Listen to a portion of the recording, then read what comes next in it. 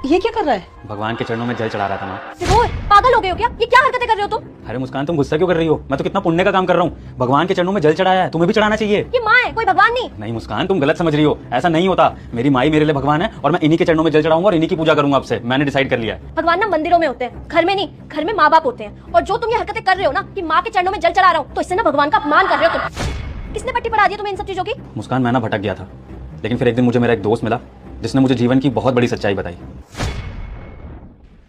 अरे विभोर, कहाँ जा रहा है भाई? और ये लोटा और माला, तू तो नास्तिक था भाई, तू ये सब कब से करने लग गया? अरे यार, बस घर में थोड़ी परेशानियां चल रही हैं, तो किसी ने मुझे बताया कि शिव जी के मंदिर में जाकर ना रोज जल चढ़ाओ, तो थोड़ी परेशानियां कम होंगी और धन वृद्धि भी होगी। तो बस इसलिए रोज मंदिर चल देता हूँ जल चढ़ाने। भाई मेरी बात का बुरा मत मानियो, पर तू सारी जिंदगी परेशान ही रहेगा।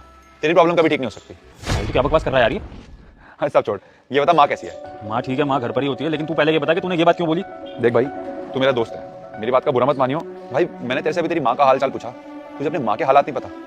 विभोर, मैं तेरा दोस्त हूँ और तुझे समझाना मेरा फर्ज है। तो घर में बैठे भगवान को छोड़कर बाहर भगवान को मनाने जा रहा है। क्या बोल रहा है यार? घर पे कौन से भगवान है? किस भगवान की बात कर रहा है तू? भाई मैं तेरी माँ की बात कर रहा हूँ। मुझे सब पता है कि तू और तेरी बीवी उनके साथ कैसा बर्ताव कर रहे हो। भाई तेरे पापा के जाने के बाद ना सारी उम्मीदें उनकी तुझ पर ही है। पर तुम दोनों, क्या तुमने कभी पूछा कि माँ तुमने टाइम पे खाना खाया, माँ तुमने दवाई ली? भाई मैं भी इसी मोहल्ले में रहता हूँ, मुझे सब दिखता है। अच्छी बात नहीं है भाई ये।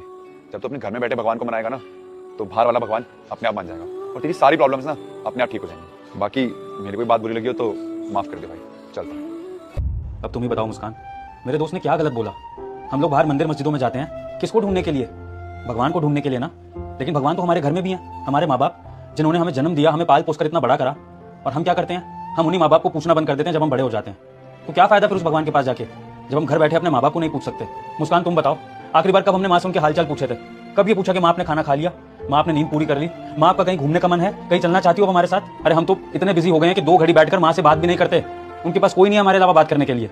मुस्कान, एक बात ध्यान रखना हमेशा, और अगर हम घर बैठे अपनी माँ की इज्जत नहीं कर सकते ना, उन्हें खुश नहीं रख सकते। अगर तू मेरा भक्त है तो सुन, आज जो ये वीडियो लाइक करेगा और चैनल को सब्सक्राइब करेगा और कमेंट में हर हर महादेव लिखेगा, उसे 2 घंटे में चमत्कार दिखाई देगा। तो वो भगवान भी हमसे कभी खुश नहीं होगा। हम चाहे जितनी मर्जी भक्ति कर लें, पूजा कर लें, वो सब ढकियानुसी होगा अगर हम अपनी माँ को खुश नहीं रख सकते।